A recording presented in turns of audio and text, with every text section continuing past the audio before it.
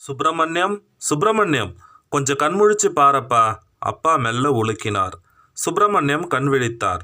என்ன காரியம் பண்ணிட்ட சுப்பிரமணி? சரி பண்ண முடியாத தப்பா பண்ணிட்டியே. அமாவாசை முடிஞ்சு 2 நாழிகை ஆறுது. இன்னைக்கு பிரதம. இன்னைக்கு போய் பௌர்ணமின்னு சொல்லிட்டியே. எல்லாரும் வாய்விட்டு சிரிக்கும்படியா நடந்துட்டியே. மறந்து போய் சொல்லிட்டான். உடம்பு சரியில்லை, பித்த மயக்கத்தில் சொல்லிட்டான் அப்படின்னு கூட சொல்ல முடியாதே. சரபோஜி ராஜா கேட்குறார், பௌர்ணமின்னு சொல்கிறியே, இன்னைக்கு நிலா வருமான்னு கேட்குறார். வரும்னு அழுத்தம் திருத்தமாக சொல்கிறியே, கர்வத்தில் சொல்கிற, கண்மண் தெரியாத அலையிற, அசட்டுத்தனமாக பேசுகிற, அகம்பாவத்தில் பேசுகிற, இப்படி உன்னை பற்றி சொல்ல ஆரம்பிச்சிட்டாளேப்பா. உன்னால் நம்ம குலத்துக்கே அவமானம்னு பேச ஆரம்பிச்சிட்டா.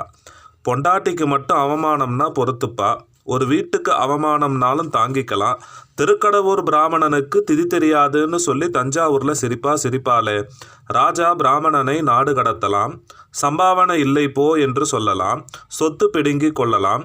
ஆனால் இன்று இரவு நிலவு வராவிட்டால் பெரும்பால் உன்னை அடிப்பேன் என்று அரசன் சொல்ல நான் கேட்டுக்கொள்ள வேண்டியதாயிற்று. இதற்கு மரண தண்டனை விதித்திருக்கலாம். மரணம் போலும் தண்டனை ஆகிவிட்டதே.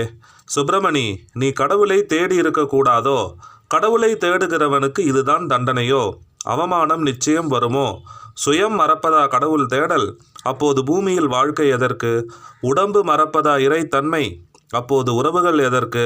சுப்பிரமணியம், நீ அதிக தூரம் போய்விட்டாயப்பா.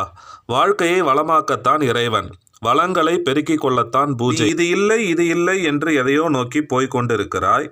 எதையோ நோக்கி போய் என்ன புண்ணியம்? இங்கு இந்த அவமானத்தை தவிர்க்க முடிந்ததா? தடுக்க முடிந்ததா? வா, எழுந்திரு. முதலில் நம் குலத்து பெரியோர்களிடம் மன்னிப்பு கேட்போம். அவர்களை துணைக்கு அழைப்போம். அரசனிடம் கைகூப்பி மன்றாடுவோம். தயவு செய்து தண்டனை தராதே என்று கெஞ்சுவோம். தண்டிக்கத்தான் வேண்டுமெனில் மானியத்தை பிடுங்கிக் கொள்ளட்டும்.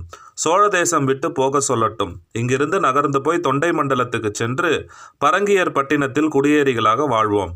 ஆனால் தயவு செய்து பிறம்படி வேண்டாம் என்று சரபோஜியை கெஞ்சுவோம். அப்பா அலறினார். அதிகம் அதிர்ந்து போயிருந்தார். வழி சொல்லி கொடுத்த அப்பாவே விழி பிதுங்கி கத்துவது வேடிக்கையாக இருந்தது. சொல்லிக் கொடுக்க தெரிந்த நிறைய பேருக்கு செயல் தெளிவு இல்லாமல் இருக்கிறது.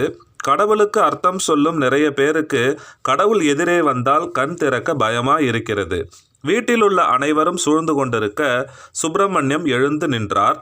எல்லோரையும் புன்முறுவலுடன் பார்த்தால் வாசலில் வந்து நின்றார். அக்ரஹாரத்தின் எல்லா வீடுகளும் அவர் வீட்டையே பார்த்து கொண்டிருந்தன. உள்ளே என்ன நடக்கிறது, எப்போது உதை விழும் காட்சியை பார்க்க முடியும் என்று ஆவல்பட்டு கொண்டிருந்தது. சுப்பிரமணியம் வெளியே வந்தவுடன் பரபரத்து அவரை சுட்டி காட்டின. மாடசாமி திண்ணையிலிருந்து அவசரமாய் இறங்கி கை கூப்பி